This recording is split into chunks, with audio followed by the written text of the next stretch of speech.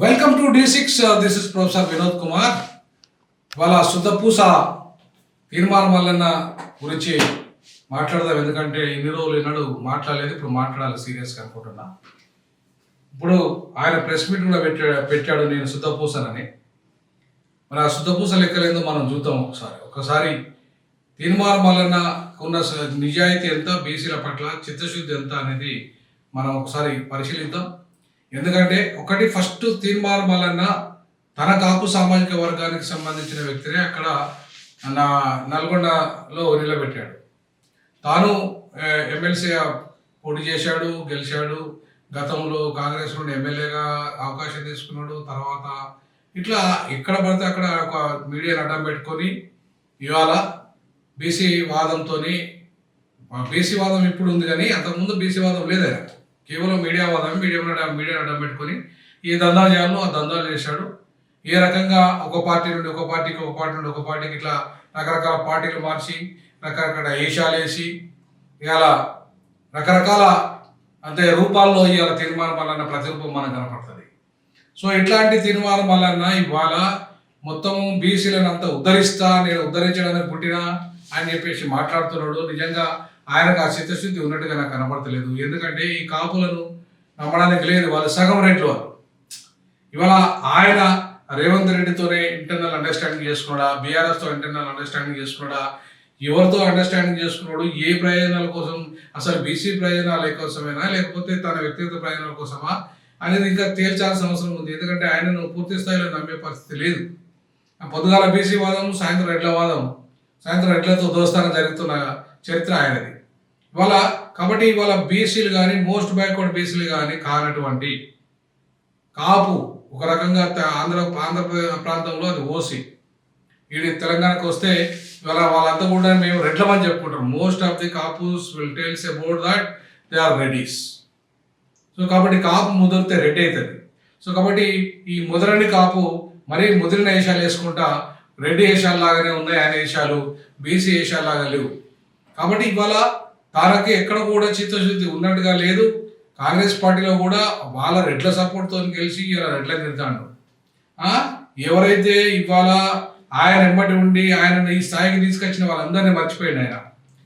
ఏ ఒక్కరిని కూడా గుర్తుపెట్టుకోలేదు, ఏ ఒక్కరికి కూడా వాళ్ళకి షటర్ లేదు. అందులో ముఖ్యంగా ఆయన బాధితులంతా బీసీ, ఎస్సీ, ఎస్టీలే. ఇవాళ ముఖ్యంగా మాదిగలు విపరీతమైన బాధితులుగా ఉన్నారు ఆయన దగ్గర. తీర్మానం వలన మోసం చేసింది మొదట మాదిగ జాతిని, తర్వాత మోసం చేసింది బీసీలను. ఇవాళ ఆయనకు చిత్తశుద్ధి ఉందని చెప్పేసి నేను అనుకోను. ఎందుకంటే నాలాంటి వాడు బీసీ ముఖ్యమంత్రి కోసము 3 లక్షల ఉద్యోగాన్ని 12 సంవత్సరాల తన యొక్క నా యొక్క ఏదైతే పదవీ కాలాన్ని వదులుకొని, ప్రొఫెసర్ పదవీ కాలాన్ని వదులుకొని వస్తే ఆయనకు ఏమాత్రం చిత్తశుద్ధి లేదు. నాలాంటి వాడు అక్కడ టీచర్ ఎమ్మెల్సీగా పోటీ చేయడానికి ఆయనకు ఇష్టం లేదు. ఆయన అంటే ఎస్సీలను, ఆయన ఎస్సీ మేధావులను దగ్గరిసే పరిస్థితి ఉండదు. ఆయన ఎస్సీలను వాడుకుంటాడు, విశారదను వాడుకొని వదిలేశాడు కాపీ కొట్టి. ఇవాళ మాలాంటి వాళ్ళను ఇలా ఇంటర్వ్యూలకు అవసరం ఉన్నప్పుడు సార్ సార్ సార్ సార్ అని కూడా నటించుకోవడం, పిలవడం. ఇవాళ ఇట్లాంటి నట కిరీటిని, ఈ నటనవాదిని, ఈ బ్లాక్ మెయిలర్ బీసీని ఇవాళ బీసీలు ఎట్లా నమ్ముతారో ఇలా కాలం నిర్ణయిస్తారు. ఎందుకంటే నాకైతే ఆయన మీద నమ్మకం లేదు. ఇవాళ ఆయన బీసీల కోసం త్యాగం చేస్తాడనే విషయంలో స్పష్టత కూడా లేదు. అసలు బీసీ ఎజెండాలో బీసీ ముఖ్యమంత్రి అంటాడు కానీ ఆ బీసీలో ఏ వర్గాన్ని చేస్తాడు? తనైతే మాత్రం అవసరం లేదు. ఎందుకంటే ఆయన పెద్ద చీటర్, బ్లాక్ మెయిలర్. కాబట్టి నిజాయితీ పరులైన వాళ్ళని నిజంగా ఆ చిరంజీవి లాంటి, ఐఏఎస్ చిరంజీవి లాంటి వాళ్ళని ముఖ్యమంత్రి చేస్తా అంటే నేను ఒప్పుకుంటా. ఎందుకంటే ఒక చిత్తశుద్ధి, కమిట్మెంట్తో ఆయన రిటైర్మెంట్ అయిన తర్వాత కూడా ఇలా పనిచేస్తున్నాడు. అట్లాంటి వ్యక్తిని మనం నమ్మచ్చు. ఏదంటే మంచిగా చిత్తశుద్ధితో పనిచేస్తున్న ఇప్పుడు జస్టిస్ ఈశ్వరయ్య గారు లాంటి వాళ్ళు రిటైర్డ్ అయిన తర్వాత కూడా, మొదటి నుండి రిటైర్డ్ కాకముందు బీసీల గురించి మాట్లాడాడు, రిటైర్డ్ అయిన తర్వాత కూడా బీసీల గురించి మాట్లాడుతున్నాడు.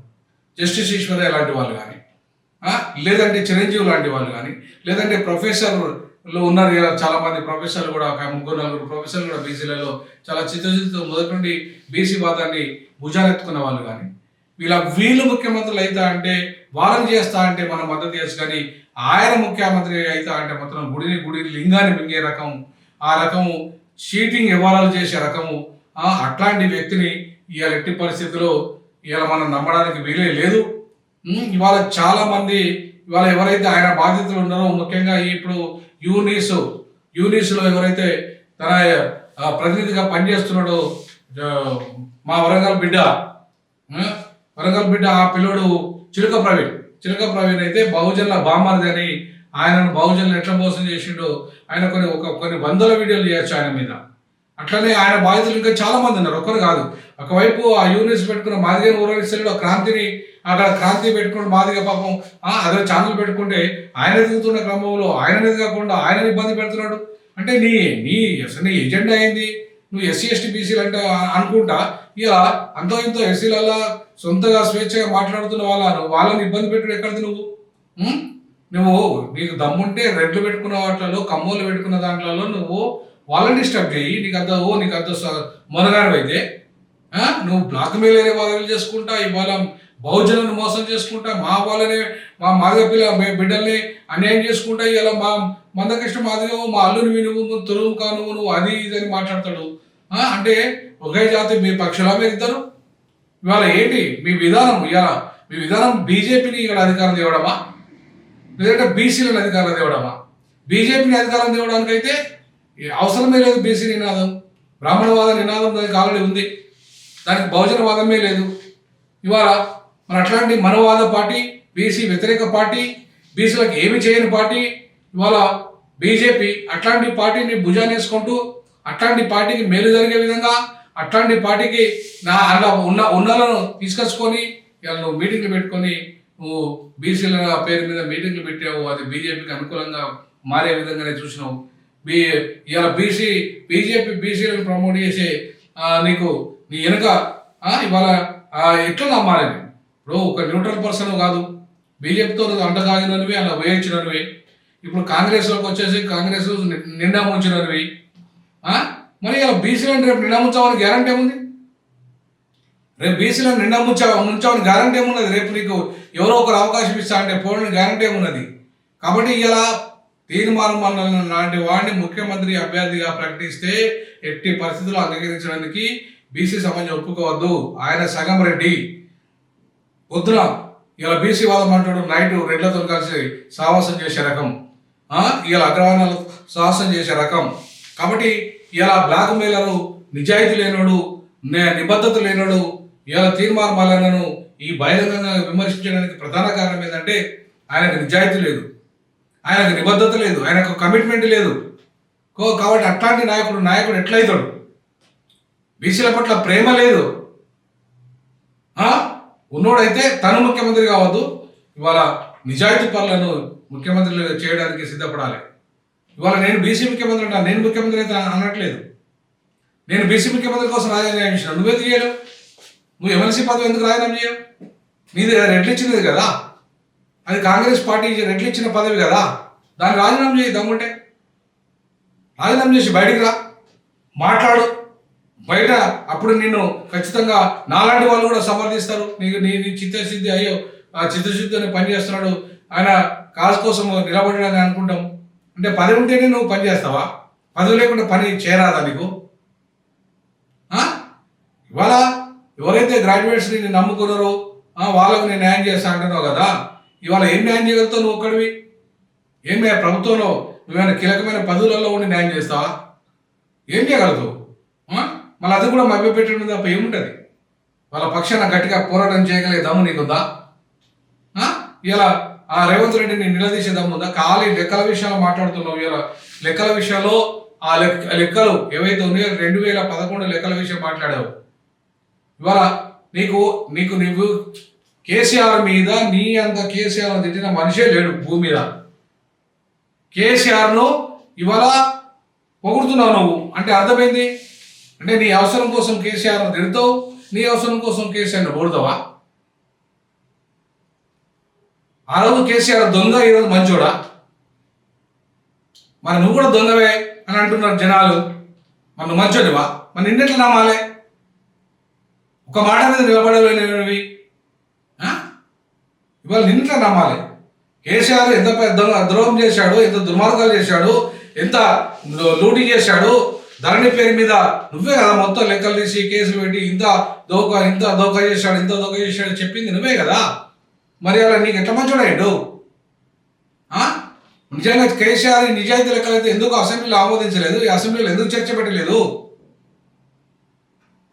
అంతో ఇంతో ఇవాళ ఫీల్డ్ మీదకి వచ్చి జనాల దగ్గరకు వచ్చి ఆ లెక్కలు చూసేసి తప్పులుంటే ఏదైనా సరిచేయమని చెప్పేసి అడగాలి, సరిచేయించుకోవాలి, నీ జాతికి మేలు జరిగే విధంగా చూడాలి. నువ్వు ఒక కాంగ్రెస్ ఎమ్మెల్సీగా ఉన్నప్పుడు కాంగ్రెస్లో ఉండి కొట్లాడి ఇవాళ నీ జాతికి మేలు జరిగే విధంగా చట్టం రూపొందించే దాంట్లో కీలక భూమిక పోయించాలి. అంతేగాని నేను ఉచ్చబెట్టి తగలబెట్టండి లేకపోతే ఇంకేదో చేయండి ఇంకేదండి లుచ్చ మాటలు మాట్లాడితే ఇవాళ ఎట్లా బీసీల సమస్యల పరిష్కారం అయితే?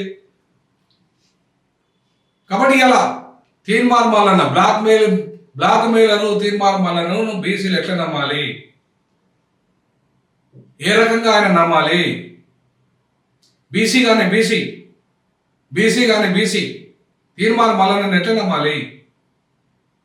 కాబట్టి తీర్మార్ మల్లన్న ముఖ్యమంత్రి కోసమే ఇదంతా చేస్తాడు, ముఖ్యమంత్రి అయితడా గీతడా అనేది సంగతి తర్వాత ముచ్చట. కానీ ఇవాళ నిజమైన బీసీలు, నిజంగా కమిట్మెంట్తో చిత్తశుద్ధితో పనిచేసే బీసీలకు గండి కొట్టే ఇట్లాంటి వాళ్ళని నమ్మితే రేపు బీసీ వాదము గండిపడే అవకాశం ఉంటుంది. మంచి వాళ్ళు బీసీలో నాయకులుగా ఎదగకుండా చీటర్స్ని ఇవాళ బీసీలు నాయకులుగా ఎదిగిస్తే ఖచ్చితంగా జరిగేది మోసమే. కాబట్టి ఇవాళ ఎట్టి పరిస్థితుల్లో ఇట్లాంటి చీటర్స్ నమ్మకుండా బీసీలు ఇవాళ తమ అస్తిత్వం మీద తమ జాతులు ఏవైతే అనగారిన జాతులుగా, అణచివేయబడ్డ జాతులుగా, బిగ్ క్లాస్గా, బ్యాక్వర్డ్కు వెనుకకు నెట్టివేయబడ్డ జాతులుగా వేలాది సంవత్సరాలుగా ఈ నేటి వరకు కూడా అనేక ఇబ్బందులను ఎదుర్కొంటున్న బీసీ సమాజమా మేలుకో, బీసీ సమాజమా మేలుకో, నీ రాజ్యాన్ని ఏలుకో. అంతేగాని ఈ మోసగాళ్లను నమ్మకని చెప్పేసి అంటున్నాం. బీసీ సమాజమా మోసగాళ్లను నమ్మద్దు, నమ్మితే ఖచ్చితంగా నట్టేట మునిగే కార్యక్రమం జరుగుతుంది. కాబట్టి నిజాయితీ పరులు, సమర్థులు, కమిట్మెంట్, బీసీ వాదం పట్ల కమిట్మెంట్ ఉన్నోళ్ళు, రేపు బీసీలను ఒక రాజకీయ సాధికారత వైపు నడిపించే వాళ్ళు, రాజ్యాధికారం వైపు నడిపించే వాళ్ళని నమ్ముకొని బీసీలు ముందుకెళ్ళాలి. ఆ దిశగా ఆలోచన చేసే వాళ్ళని, ఆ దిశగా కమిట్మెంట్తో పనిచేసే వాళ్ళని నమ్మాలి. అంతేగాని ఎవరైనా బ్లాక్ మెయిలర్ ఎమ్మెల్సీ తీర్మానం వల్ల నమ్మితే బీసీలు మోసమే. కాబట్టి ఆ తస్మాస్ బీసీ సమాజమా జాగ్రత్త, బీసీ సమాజమా మేలుకో, ఈ తెలంగాణను ఏలుకో. జై భీమ్, జై పులే, జై పెరియార్.